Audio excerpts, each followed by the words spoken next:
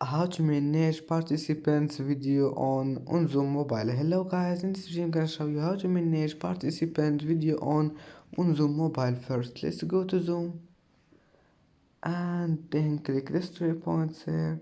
Oh no, sorry, not this one. Click this one, meetings, and then click this one, edit. And now here all you need to do is just go down and you will find this one, participants video on. If you want to turn it on, just click on it, and as you see, participants video on has been turned on. And if you want to turn it off, just one click. It's easy, of course. And that's how to manage participants video on Zoom mobile.